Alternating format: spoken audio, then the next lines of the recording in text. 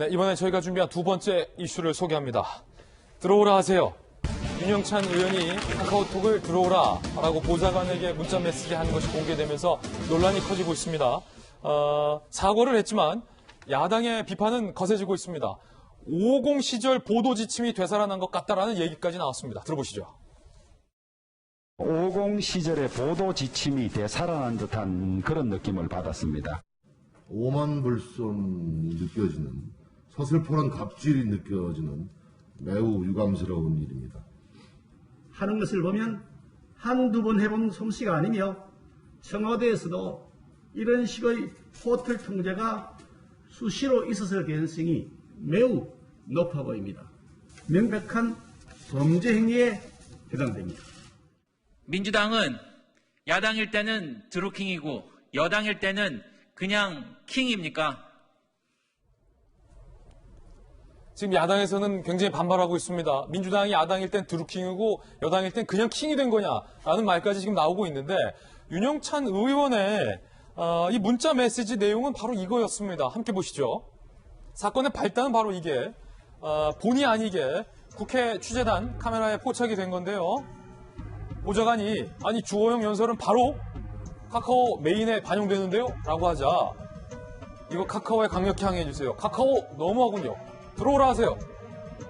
들어오라 하세요. 카카오 관계자를 국회로 부르라는 거죠. 라는 문자 메시지가 공개가 된 겁니다. 논란 초기만 하더라도 윤영찬 의원은 사과하지 않았습니다. 이렇게 해명했습니다.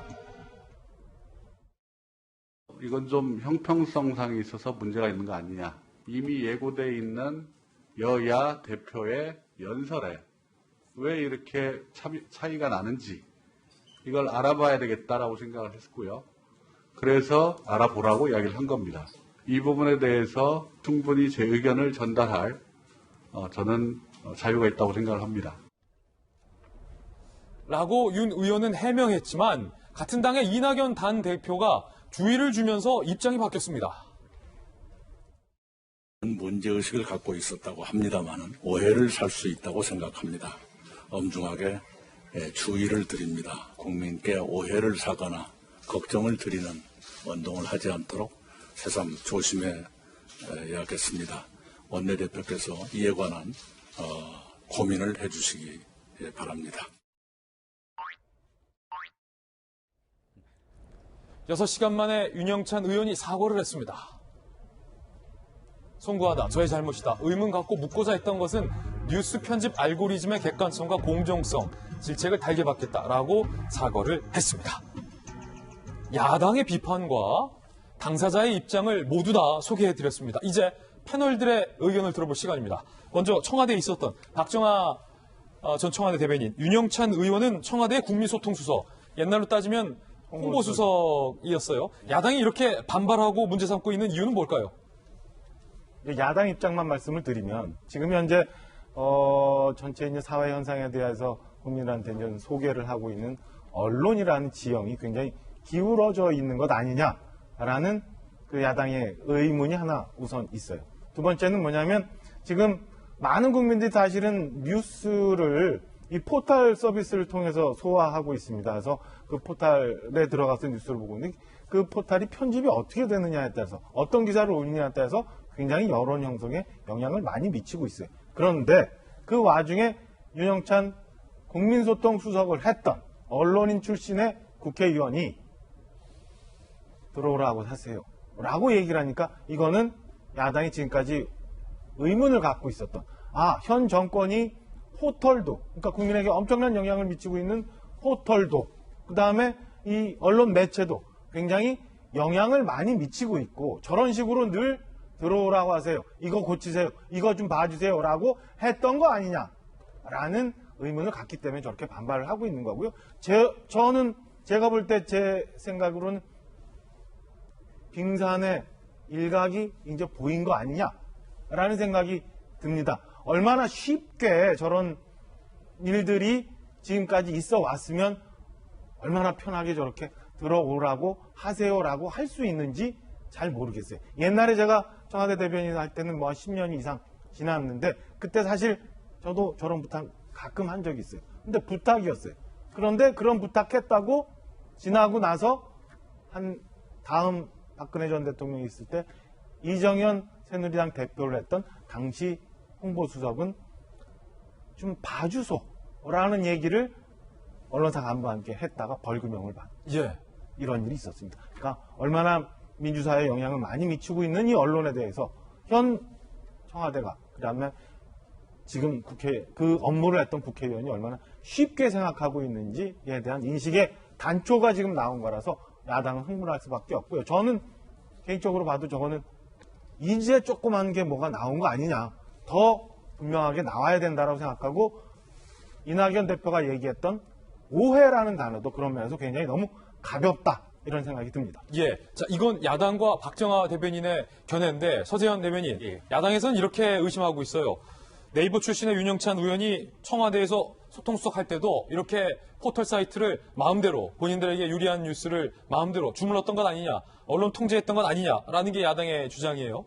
그러니까 이제 야당 입장에서는 뭐 공세를 할 자유도 있고 의심할 수도 있긴 한데 이제 국민적인 시각에서 봤을 때 윤영찬 의원의 어떤 그 태도 부분에 대한 지적은 있을 수 있다. 근데 이것을 어떤 네이버 다음 같은 대기업을 통제했다. 그리고 더 나아가서 청와대가 개입해서 또 개연성이 더 높다라고 한다면 그게 국민들 이게 눈높이에서 그럴 수도 있겠다 하는 국민이 과연 몇 명이나 될 것인가. 그래서 저 부분은 사실은 이제 그 단어의 문제가 분명히 있죠. 그래서 한번 보좌관이 확인해보고 문제가 있으면 우리가 한번 직접 확인해보자 했으면 되는데 불러오라고 했을 때 그 단어가 문제가 있어서 이낙연 대표도 뭐 오해의 소지라고 했지만 사실은 그 엄중 경고했지 않습니까? 주의를 줬고. 그래서 저런 부분은 윤영찬 이제 의원의 개인적인 어떻게 보면 그 뭐 문제라기보다는 논란의 소지인 것이지 이것을 뭐 여당 혹은 더 나가서 뭐 언론의 장악, 청와대 개입 이것까지 나간다면 또 야당은 또 이제 국민들에게 또 좀 칭찬이나 박수를 받지 못할 것이다라는 생각이 듭니다. 예, 서재현 대변인의 역시 개인 견해였는데 그렇다면 오늘 주요 일간지 언론 신문들은 이 의혹과 문제를 어떻게 보고 있을까요? 4가지 신문의 사설을 준비했습니다. 먼저 동아일보와 중앙일보의 사설 보시죠. 오늘자 사설, 동아일보. 카카오 들어오라고 하세요. 권력 포털 관계 어떠하길래 갑을 또는 협력 관계가 형성돼 있는 것은 아닌지 권력의 미디어 통제 구조가 여전히 이어지는 것은 아닌지라고 쓰고 있고요. 중앙일보. 윤영찬 청와대 수석된 얼마나 들어오라 했는지 밝혀야 한다. 여론을 오도하는 국기문란이자 반민주적 독재 행위. 청와대 수석 당시에도 의견 전달이 있었는지 밝혀야 한다라고 쓰고 있습니다. 그렇다면 경향신문과 한겨레신문은 어떻게 쓰고 있을까요? 둘 다 오늘 사설 썼어요. 경향, 실망스러운 윤영찬의 카카오 들어오라 문자. 박 정권 때 이정현 홍보수석이 KBS 보도국장에게 세월호 보도 자제하라고 한 것과 무엇이 다르냐라고 경향신문 사설을 쓰고 있고요. 한겨레신문 오늘자 사설에서 포털 개입 논란 자초한 윤영찬의 부적절한 처신. 포털에 대한 압박이 일상적인 것 아니냐는 의심을 낳았다. 포털의 생태 누구보다 잘 알고 있는 만큼 더 신중했어야 한다라고 주요 사설들은 쓰고 있는 상황입니다. 그러면 김성진 기자, 윤영찬 의원의 해명을 좀 한번 짚어볼게요.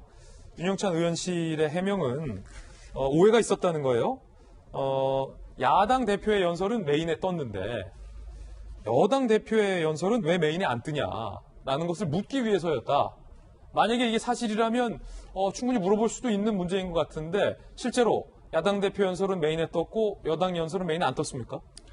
또 사실관계만 따져보자면은 사실과 다릅니다. 뭐 시간차도 있을 수는 있겠지만 7일에 이낙연 대표의 연설이 있었고요. 그리고 8일날 주호영 원내대표의 연설이 있었습니다. 7일과 8일 비교를 해보면 같은 다음 카카오 배치를 갔을 때 이낙연 대표의 기사는 포털 메인에 4개가 실렸습니다. 이 중 3개가 교섭단체 관련 기사였고요. 동일하게 8일에도 주호영 원내대표 교섭 연설 3개가 배치됐습니다. 형평성에 안 맞다. 이 주장은 맞지 않는데 물론 이건 개인 선호도에 따라서 지금 AI가 분석을 해서 노출시키는 그런 알고리즘이 있기 때문에 본인 핸드폰에서 못 봤을 수도 있고요.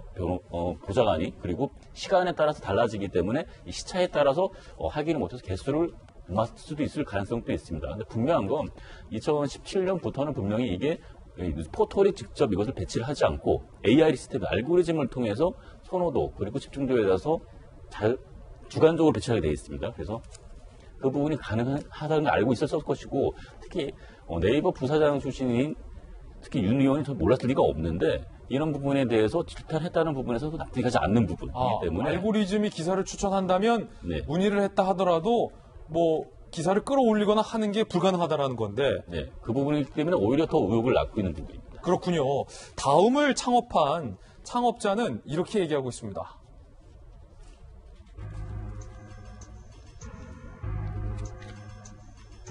뉴스 편집 AI가 100% 담당한다. 네이버 카카오가 이렇게 해명을 하자. 다음 창업자 이재용 씨는요. AI 시스템이니까 중립적이라 답하는 건 잘못된 얘기다. 어떤 가치 판단 가지고 어떻게 뉴스 편집하도록 설계된 AI인지 밝혀야 한다라고 AI도 사람이 설계했다라고 일침을 가했습니다. 김수경 교수님 어떻게 보십니까? AI는 무조건 중립적이라고 생각하는 것도 사실은 우리가 잘못 알고 있는 거죠. 왜냐하면 AI가 스스로 사고하는 것이 아니라 AI가 사고하게끔 그 알고리즘을 짜는 것도 인간이기 때문에 AI에게 어떤 데이터를 주고 이것을 알고리즘을 통해서 사고하라고 명령할지는 결국 프로그래머가 만드는 것이기 때문에 그 제작자의 생각이 들어갈 수밖에 없죠. 그 예를 들어서 뭐 판결 같은 것도 뭐 AI에 의존한 판결을 해보자 뭐 이런 얘기가 나오고는 있는데 그게 문제가 뭐냐면은 기존의 판례 같은 것들이 특정 집단에게 차별적으로 적용됐던 판례가 누적된 거를 보고 만약에 AI가 판단하게 되면 결국 그 판례대로 판단을 할 수밖에 없거든요. 그래서 AI 자체가 무조건 중립적이고 기계가 하는 것이기 때문에 무조건 공정하다라고 볼 수도 사실은 없는 겁니다. 그리고 사실 그 윤영찬 의원 그 관련해서 좀 말씀을 드리면 이거 굉장히 커질 수 있는 저는 사안이라고 생각을 하거든요. 예. 그럼에도 불구하고 그 이낙연 대표가 잘 그래도 초기에 진화를 한 것 같다는 저는 생각이 들고요. 그 맨 처음에 윤영찬 의원의 그 해명이 뭐였냐면은 그냥 의견 전달을 할 자유는 있는 게 아니냐는 얘기를 했잖아요. 근데 이번 정부 혹은 이번 여권 인사들 유난히 그냥 의견 전달 한번 물어본 거야. 문의해 본 거야. 추미애 장관 아들 같은 경우도 보좌관실에서 한번 어떻게 되는 건지 알아본 거야. 근데 그게 무슨 외압이냐, 청탁이냐라고 이제 반박을 하고 있는데요. 그래서 심지어 여권에서 어떤 얘기까지 나왔냐면은 김치찌개 빨리 달라고 하는 것도 그럼 청탁이냐라는 그런 비아냥도 나왔죠. 사실 국회의원이나 그런 권력자들은 김치찌개 빨리 달라는 말도 하면 안 되는 건가라는 한번 생각을 해봐야 되는 겁니다. 그만큼 이 정도의 공직자의 윤리, 이게 적당한 질문인지 아니 그냥 정말 중립적인 문의에 불과한 건지 문의에 불과하더라도 받는 입장에서는 이것을 압력으로 느끼지는 않을지에 대한 이런 공직자 윤리가 없는 상태에서 이런 중차대한 일들을 다 하고 있다는 것 자체가 저는 문제라고 생각이 듭니다. 예, 양측의 입장과 우리 패널들의 개인 견해들 다 같이 전해드렸습니다. 판단은 여러분들께서 해주십시오.